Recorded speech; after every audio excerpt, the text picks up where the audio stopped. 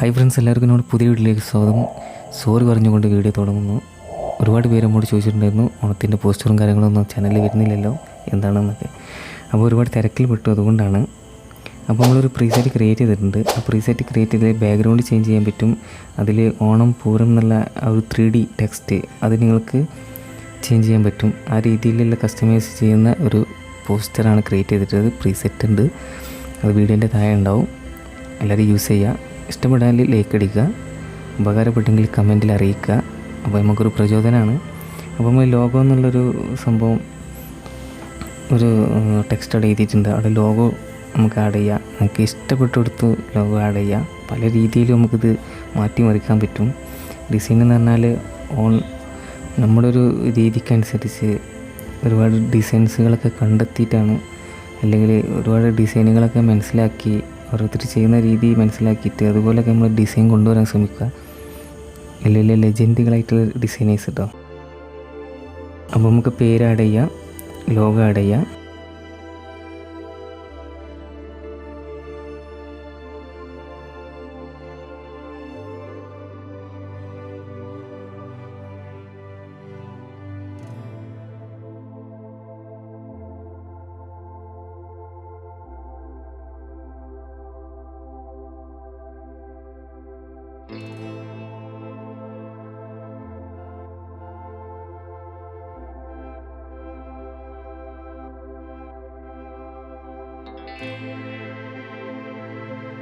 അപ്പോൾ നമുക്ക് ഇതിൻ്റെ ബാക്ക്ഗ്രൗണ്ട് എങ്ങനെ ചേഞ്ച് ചെയ്യാൻ നോക്കാം. ബാക്ക്ഗ്രൗണ്ട് ചേഞ്ച് ചെയ്യാൻ വളരെ എളുപ്പമാണ്. കളർ ആൻഡ് ഫില്ലിൽ പോവുക. അതായത് അവിടെയുള്ളൊരു ബാക്ക്ഗ്രൗണ്ട് സെലക്ട് ചെയ്തിട്ട് ആ ബാക്ക്ഗ്രൗണ്ട് ചേഞ്ച് ചെയ്യാൻ ആ ബാക്ക്ഗ്രൗണ്ടിൻ്റെ കളർ ആൻഡ് ഫില്ലിൽ പോയിട്ട് ഗാലറിയിൽ നിന്ന് സെലക്ട് ചെയ്യുക.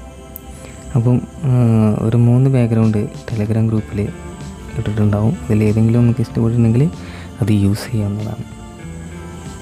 വളരെ സിമ്പിളാണ്. ബാക്ക്ഗ്രൗണ്ടൊക്കെ ചേഞ്ച് ചെയ്യാൻ മതി. പിന്നെ ആ ഓണപ്പൂരം എന്ന ടെക്സ്റ്റും നമുക്കവിടെ എന്താ പറയുക, ജസ്റ്റ് ഒന്ന് ആ പേര്, ഇനിയിപ്പോൾ വേറെ എന്തെങ്കിലും പേരാണെങ്കിൽ ആ പേര് അടിച്ചുകൊടുത്താൽ അതുപോലെ വരും. ഇനിയിപ്പോൾ വലിയ പേരാണെന്നുണ്ടെങ്കിൽ അതൊന്ന് അഡ്ജസ്റ്റ് ചെയ്യാനുണ്ടാവും. അതൊക്കെ അഡ്ജസ്റ്റ് ചെയ്യാൻ ഇപ്പോൾ സീസണിൽ അങ്ങോട്ട് അഡ്ജസ്റ്റ് ചെയ്യാനൊക്കെ എല്ലാവർക്കും അറിയില്ല.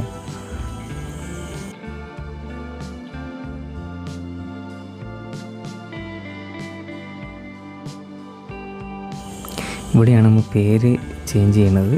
അപ്പം മറ്റൊരു പേര്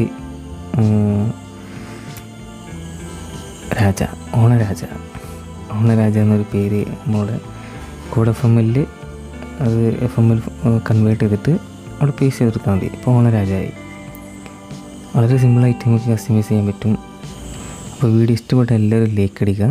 കമൻറ്റ് ബോക്സിൽ നിങ്ങളുടെ അഭിപ്രായങ്ങൾ അറിയിക്കുക.